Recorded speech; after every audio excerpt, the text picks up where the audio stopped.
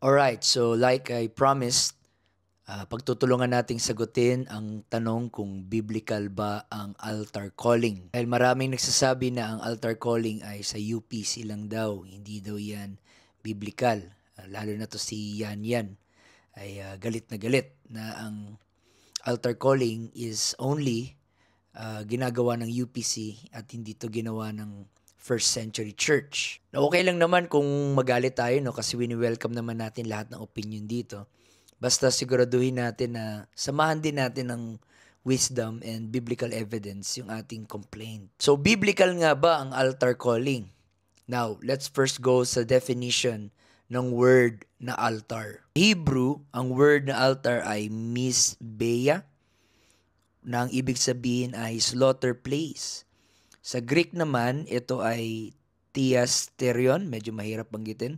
Theasterion, a place of sacrifice. Unang nabanggit yung word na altar ay mahanap natin sa Genesis chapter 8 verse 20. And Noah builded an altar unto the Lord and took of every clean beast and of every clean fowl and offered burnt offerings on the altar. From that text, may kita natin na ang first purpose ng altar is that it is a place of sacrifice. Kung Leviticus, may kita natin ang paulit-ulit na instruction doon na the only way for man to deal with sin was to make an offering or make a sacrifice and bring that sacrifice to the altar. And as we keep on reading the Bible, may kita natin that the altar is not only a place of sacrifice, but it is also a place of worship.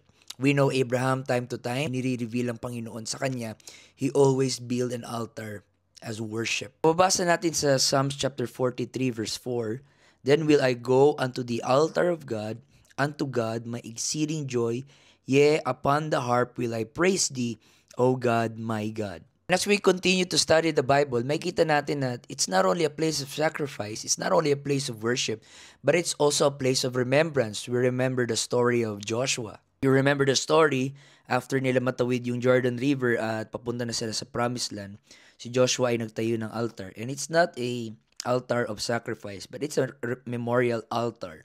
And the purpose of this altar was to remind Israel of God's delivering power and also to teach the next generation that the God of Israel is a faithful God. And it's also a way to glorify God among the nations and to strengthen Israel's faith.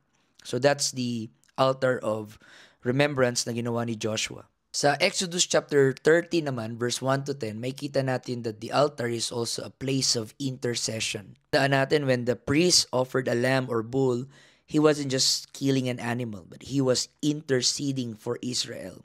And the priest, he is asking God to accept the blood in their place. Tapos sa loob pa talaga ng holy place, meron na namang altar doon na mas maliit pero covered with gold. And ang purpose talaga nito is for incense, which symbolize the prayer of God's people. Every morning and evening, the priest would burn incense there as an act of constant intercession for Israel. So ang application niyan, sa tuwing nanalangin pala tayo, we are coming to a spiritual altar.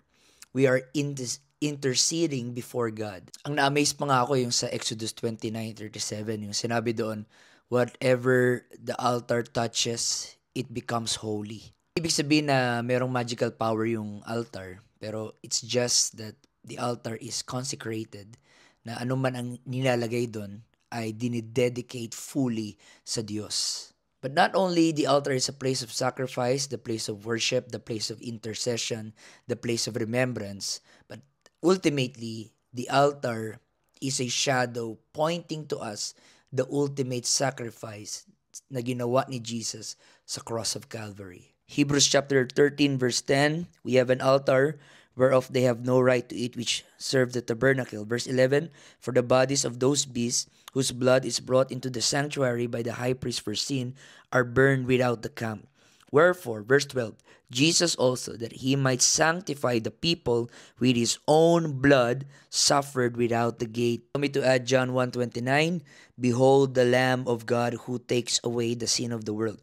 Makita natin dito that the lamb offered on the altar in the Old Testament is si Jesus Christ ang ultimate lamb, but also at the same time, siya rin ang altar.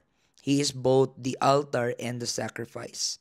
So because of Jesus Christ, hindi na natin kailangan ng physical altar na kung saan kailangan pa natin mag-alay ng hayop every Sunday bilang kapatawaran sa ating mga kasalanan. Yung pagkamatay ni Jesus sa cross, it was a once for all sacrifice. Dati ang tao para makalapit sila sa Diyos, kailangan pa may priest and may mga rituals. Now, ngayon, dahil nandyan si Jesus, lahat ng mga mananampalataya, meron na tayong direct access sa Panginoon. Now, kahit pa si Jesus ang final and perfect sacrifice for our sin, it does not mean na tayong mga believers ay hindi tayo tinatawag to become a living sacrifice. Romans 12:1, I beseech you therefore, brethren, by the mercies of God, that ye present your bodies a living sacrifice, holy, acceptable unto God, which is your reasonable service. Ang difference lang ng sacrifice ni Christ sa sacrifice natin, yung sacrifice ni Christ is a penalty for our sins. Siya ang nagbayad ng ating kasalanan by dying on that cross. Dahil sa kanyang banal na dugo, tayo po ay nalinis sa ating mga kasalanan. Pero yung calling naman na sacrifice sa part natin, it is a call to surrender our lives to God. Isuko natin ang ating mga pag-iisip, ang ating mga plano, ang ating puso. Hayaan natin ang kalooban na ng Diyos ang masunod at hindi na kalooban natin. Ito na yung tanong. Kung na-fulfill na pala ni Christ yung sacrifices na yan bakit pa tayo nag-altar call? Si Christ na nga yung naging sacrifice at naging altar para sa atin. Yung altar call na pinapractice ngayon sa church, it's not the literal altar animal sacrifice na ginagawa sa Leviticus, but rather, we only embrace the deeper spiritual meaning behind it. So when we say altar call or altar calling, we simply invite people to come to a decision of surrender, of worship, of praise, of intercession, or of remembrance. Lahat ng yon is only for the purpose of inviting people na gustong ibigay o isuko na ang kanilang buhay sa Panginoon. Yes, there is no need for physical altar, but we are still called for a symbolical altar or spiritual altar. Romans chapter 12 verse 1. Imbis na sasabihin pa ng pastor yung napakahabang purpose ng altar na sasabihin ng pastor, come on, let's come to surrender, let's come to worship, let's come to prayer, let's come to intercession, let's come to consecration. Instead na sabihin niya pa yung long list na yon, we can wrap it all up in one unifying theme at pwede na nating put in a nutshell na altar call. Kasama sa altar call, we lay our hands to people. Sa mga wala pang Holy Ghost, we pray over them that the Lord will fill them with the Holy Spirit. At sa mga may Holy Ghost na, is for the continual renewal ng Holy Spirit. So yung tanong mo, nasa Bible ba yan? Ginagawa ba yan ng first century apostolic church? Yes, ginagawa nila ito.